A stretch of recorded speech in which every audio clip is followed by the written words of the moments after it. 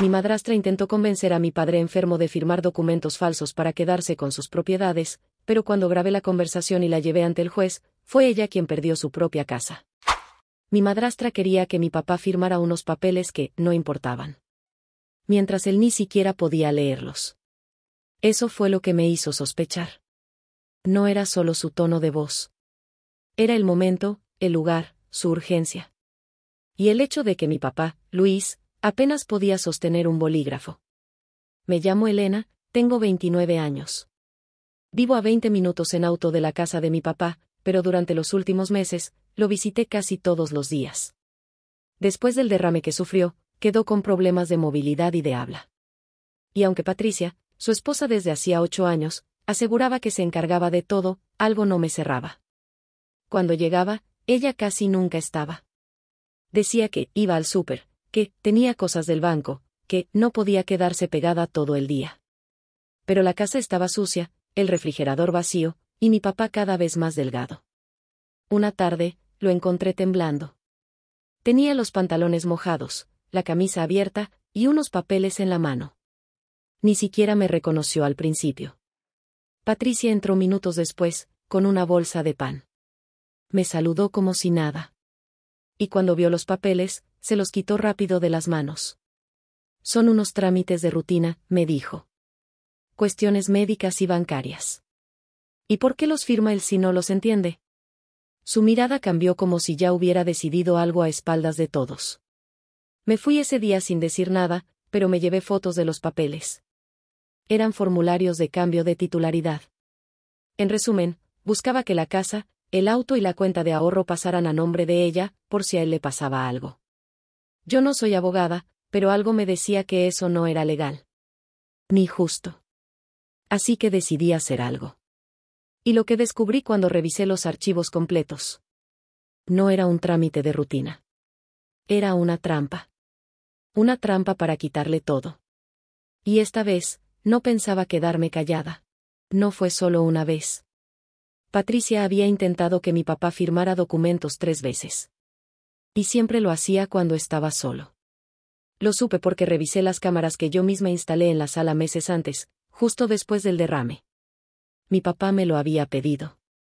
Dijo que a veces olvidaba si se tomaba sus medicinas o si alguien lo visitaba.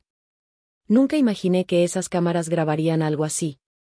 La primera grabación era de un lunes por la tarde. Patricia se sentó frente a él con una hoja y una pluma. Le hablaba despacio, como a un niño, pero con un tono raro. Solo firma aquí, Luis. No te preocupes, yo ya lo leí por ti. Él le preguntó qué era. Ella dijo. Es un permiso, nada más. Para el banco. ¿Para qué banco? Se le entendía con esfuerzo. Luis, confía en mí. Yo siempre veo por ti. Y luego, lo más fuerte. Si no lo firmas, no voy a poder seguir cuidándote. No me pongas en esa situación. Me dolió escuchar eso. Me dolió más ver cómo él terminaba firmando. Ese papel no era un permiso del banco. Era un poder notarial. Llevé los videos a una abogada amiga de la universidad. No me cobró nada por revisar los documentos. Solo me miró con cara de susto y dijo. Esto es grave. Ella está tomando decisiones legales en su nombre, sin tener la autoridad. El poder notarial estaba firmado en una notaría de otro estado.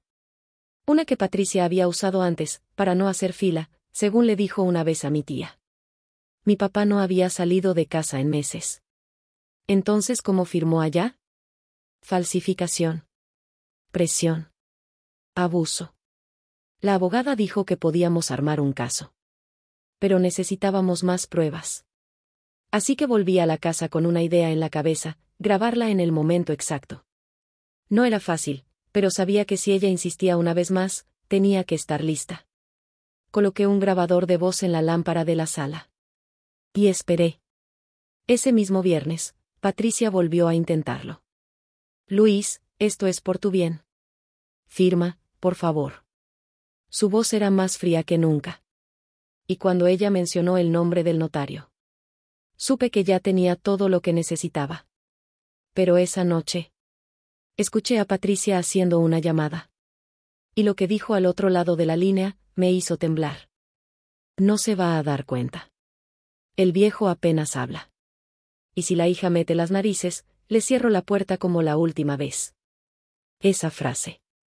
Así, con esa frialdad. Eso fue lo que Patricia le dijo a alguien por teléfono esa noche, parada justo afuera del cuarto de mi papá. No sabía que yo había dejado el grabador encendido. No sabía que ya la tenía.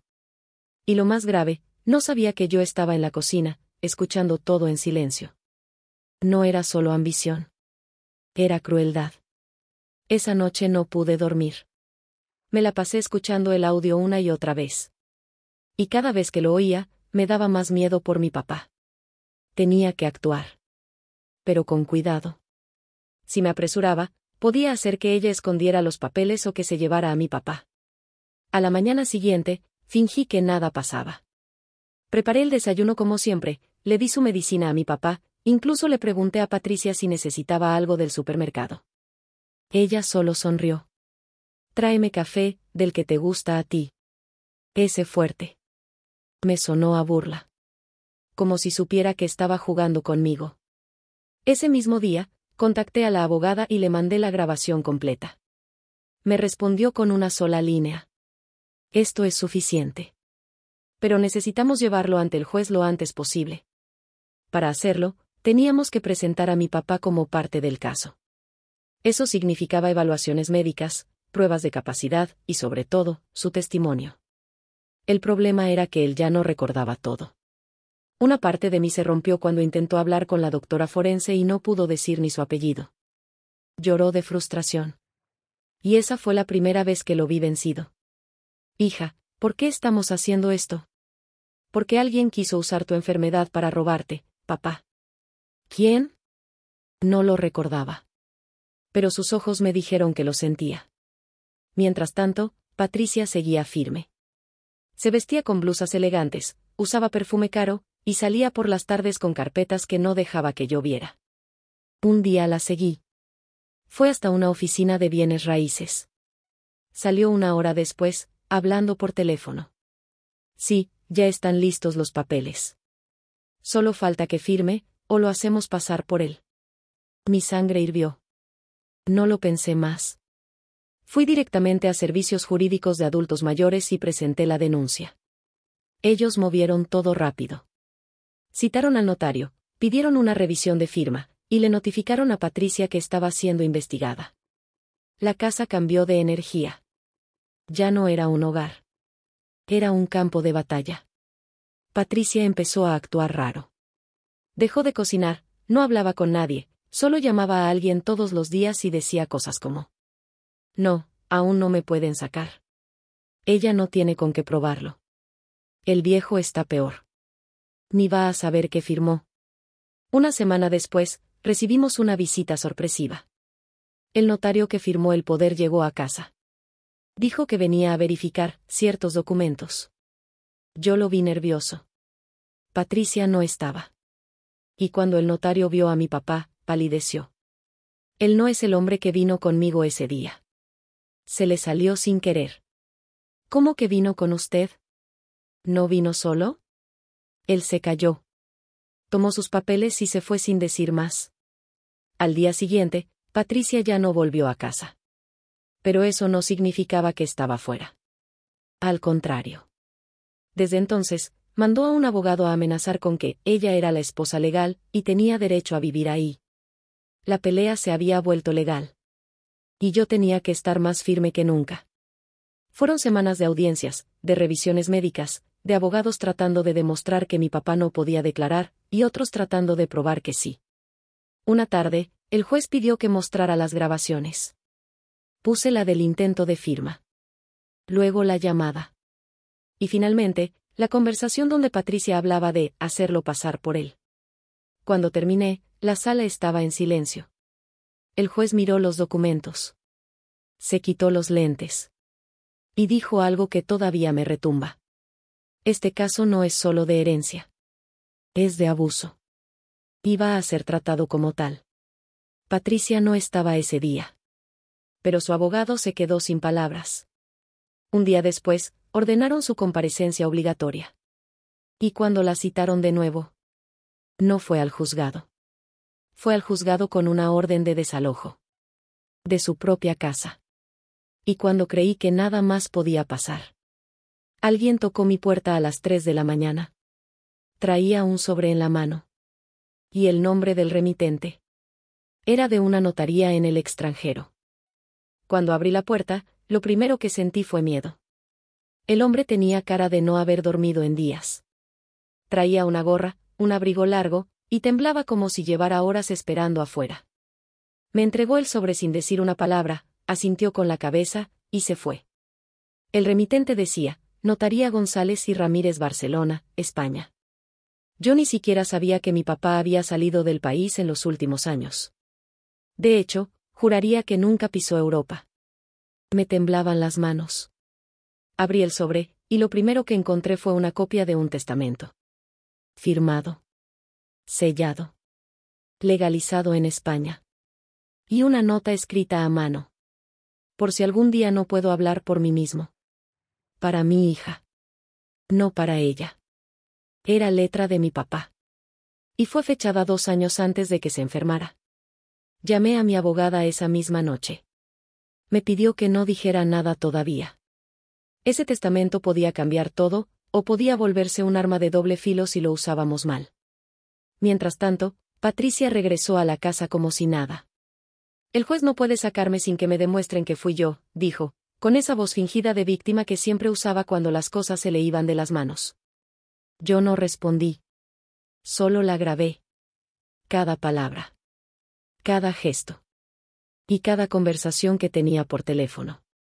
Porque esa misma tarde escuché algo que no estaba en ningún documento.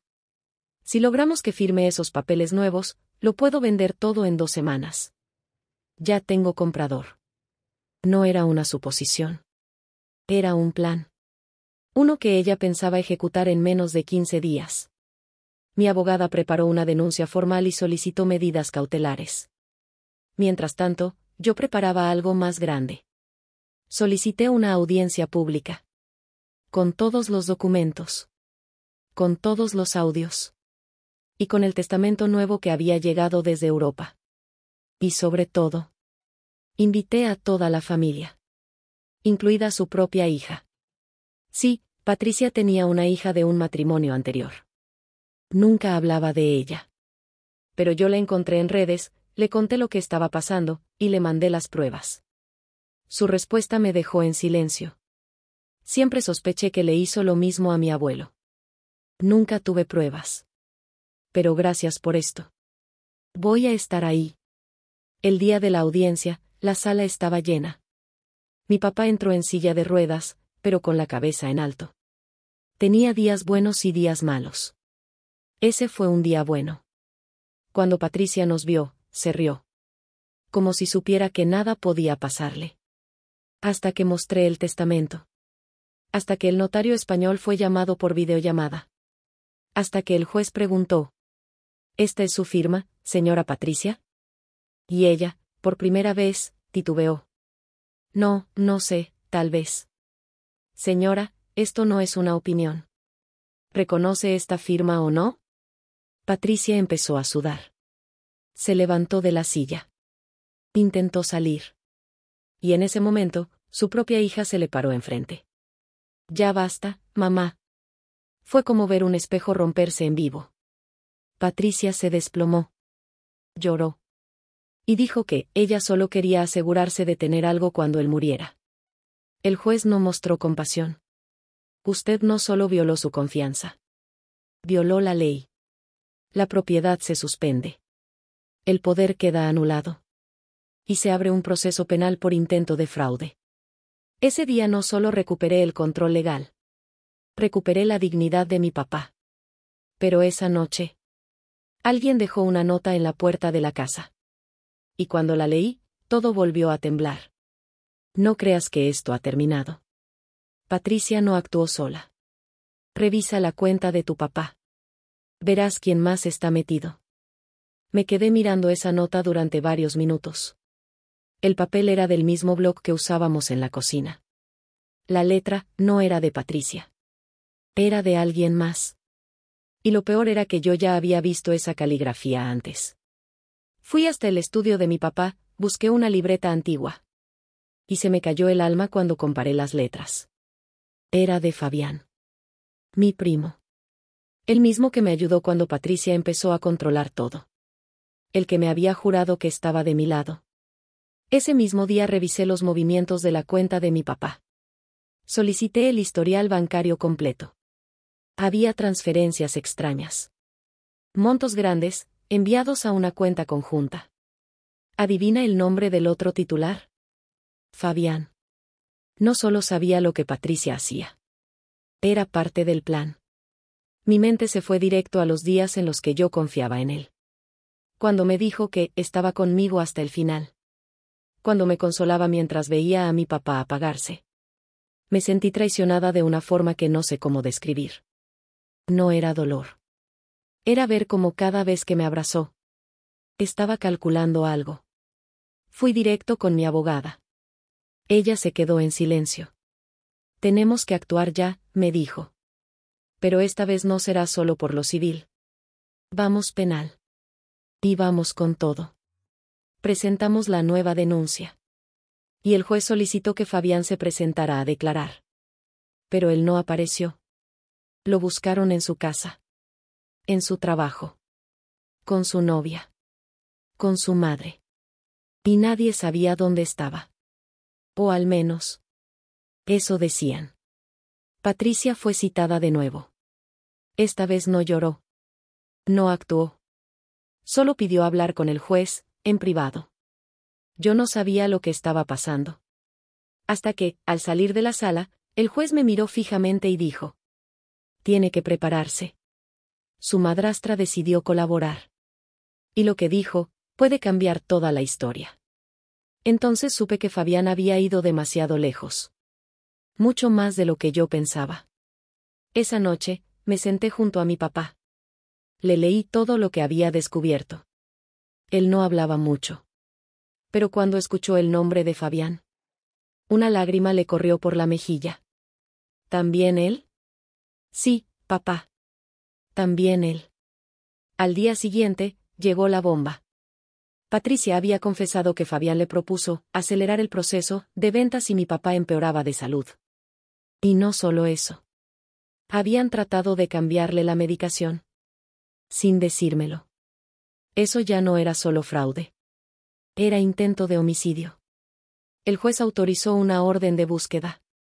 Y el caso cambió de sala. Ahora era penal. Grave. Peligroso. La policía rastreó las transferencias.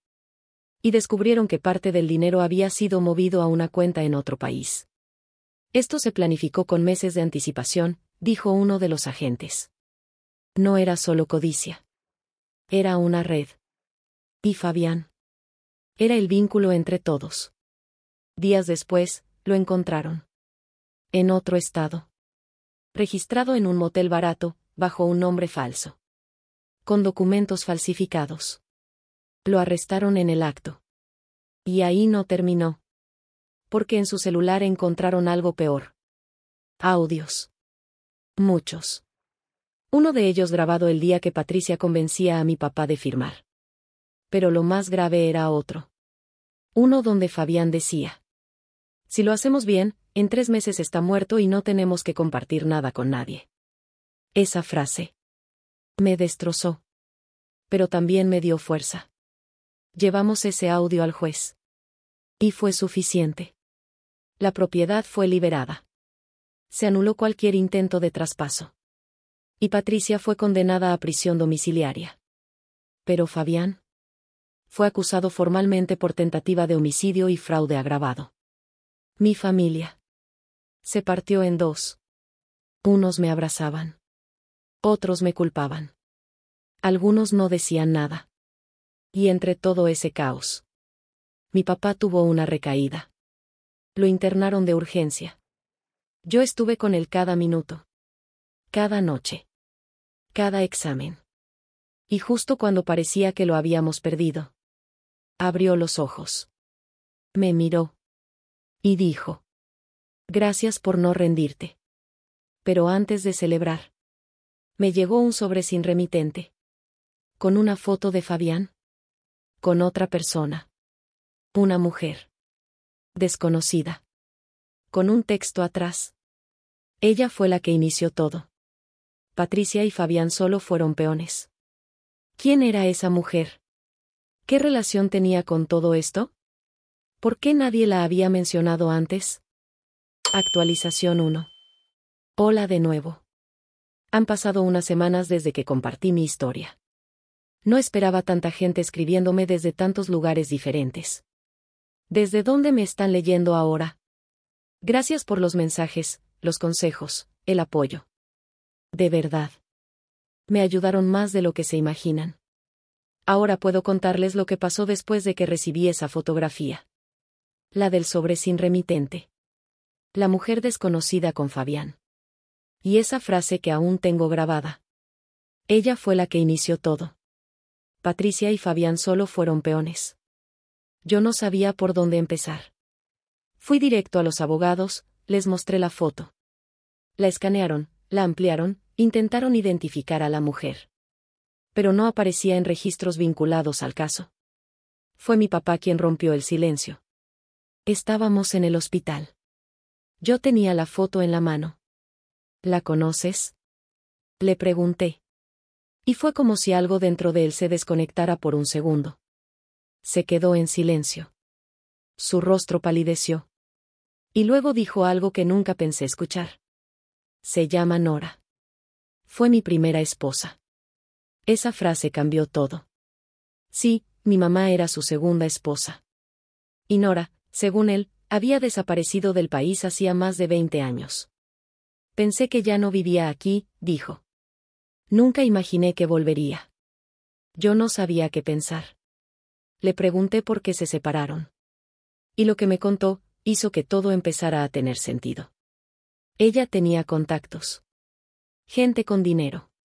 Pero también, con formas sucias de hacer negocios. Cuando me di cuenta de que quería usar mis propiedades para lavar dinero, la enfrenté. Se fue. Me amenazó, sí, pero creí que era solo enojo. ¿Crees que está detrás de esto? Le pregunté. Mi papá me miró con tristeza. Si ella está cerca de Fabián, sí. Porque Fabián es su sobrino. Me quedé en blanco. Nora era tía de Fabián. Y nadie me lo había dicho nunca. Ahora todo tenía sentido. Como Patricia conoció a Fabián. Porque él se metió en el plan. Quien les había dado acceso a abogados, documentos, notarios. Todo venía de ella. Y lo más escalofriante era pensar que esto no había sido solo una ambición repentina. Era una venganza planeada durante años. Esa noche, apenas salí del hospital, fui a casa. Busqué entre los papeles viejos de mi mamá. Cartas, recibos, fotos. Y ahí estaba. Una postal sin firmar. Con la misma letra de la nota que recibí semanas atrás. La letra de Nora. Ese sobre. También lo había enviado ella. Y me estaba guiando. Pero no sabía por qué. Mis abogados solicitaron acceso al historial de propiedades de mi papá. Y encontraron algo más. Una venta ficticia de una de sus casas, hecha hace 10 años, a una empresa de papel. Una empresa cuyo representante legal era Nora. Esto ya no era solo un caso familiar. Era una red bien armada. Con documentos falsos. Sociedades pantalla. Y varias propiedades puestas a nombre de empresas fantasma. Y lo peor de todo. Era que algunas de esas propiedades aún seguían registradas en su nombre. Pero con una cláusula que impedía a mi papá venderlas sin la firma de otro socio. ¿Adivinas el nombre? Patricia. Ellas dos estaban conectadas desde antes. Y Fabián fue el hilo perfecto para unir todo. Era una estafa multigeneracional. Llevamos toda esta nueva evidencia al juzgado. Y entonces. Se emitió una orden para reabrir el caso de Nora. Después de casi 20 años de no saber de ella. Ahora era el centro de todo. Pero mientras esperábamos que la policía la localizara. Me llegó un mensaje. Solo decía. Te metiste con gente que no entiende de justicia. Entiende de poder. Y el poder no perdona. No tenía remitente. Solo lo vi en una hoja dentro del buzón de la casa de mi papá. Pero esa hoja venía con una foto nueva. En ella estaba mi mamá. Sí. Mi mamá. Con Nora. Años atrás. En un evento. Sonriendo. Y ahí me di cuenta que mi mamá también había sido parte de eso en el pasado. ¿Mi mamá fue parte de esta red? ¿Sabía lo que pasaba antes de morir? ¿Todo este tiempo fui la única que no entendía el alcance del problema? Yo no sabía si lo que me dolía más era el miedo o la decepción. Ver esa foto de mi mamá con Nora me partió por dentro. No podía preguntar. No podía confirmar nada. Y sin embargo, ahí estaba. Las piezas encajaban. O al menos, eso parecía. Pero faltaba una.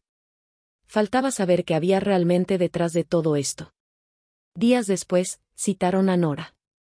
La policía la localizó. Estaba en un departamento de lujo a las afueras de la ciudad, viviendo con otra identidad. Fabián, el sobrino, ya estaba siendo procesado por fraude. Y Patricia había vendido su auto para pagar un abogado de emergencia. Cuando Nora entró al juzgado, ni siquiera parpadeó al verme. Vestía impecable. Como si no pasara nada. Pero apenas comenzó la audiencia. Soltó todo. Yo no falsifiqué nada, dijo. Solo hice lo que él me pidió. Y señaló a mi papá. Mi mundo se detuvo por segundos. ¿Qué está diciendo? Él sabía que no podía proteger todas sus propiedades. Y me pidió ayuda. La idea era dividir todo para evitar que se lo quitaran. Y sí, algunas cosas las puse a mi nombre. Pero fue con su firma. Mi papá la miraba sin poder responder. No por culpa. Sino por confusión. Eso fue hace más de 20 años. Grité. Y luego desapareció. Cambió de vida. Se casó contigo. Nunca me buscó. Fue una venganza construida sobre una herida vieja. Nora no vino por el dinero. Vino por lo que creyó que le arrebataron. Pero el juez tenía las pruebas. Los audios. Los documentos firmados por mi papá en estado vulnerable. Los movimientos de empresas fantasmas. La decisión fue clara. Nora perdió todos los derechos sobre las propiedades. Patricia fue declarada cómplice de fraude. Y Fabián enfrentaría cargos penales. Yo no gané dinero. Ni propiedades. Ni gloria. Pero gané algo más importante. Paz. Verdad. Y la certeza de que no había sido yo quien falló. Después de la audiencia, encontré una carta en los documentos personales de mi mamá. Era de hace muchos años. Decía: no sé si Nora volverá. Pero si lo hace, quiero que sepas algo. Yo no fui parte de eso. Solo fui testigo. Y elegí callar por miedo. Perdóname si alguna vez dudan de ti por mi silencio. Lloré con esa carta en las manos. No por tristeza. Sino porque por fin me sentí en paz con ella. Hoy mi papá sigue en tratamiento. Yo me encargo de sus citas, sus medicinas y su cuidado. Y cada vez que paso frente a la casa que casi perdemos, respiro hondo. Y sonrío. Porque a veces, elegirte a ti mismo no es egoísmo. Es sobrevivir con dignidad. Gracias por leer hasta el final. Si no quieres perderte ninguna de nuestras historias, te invito a suscribirte al canal.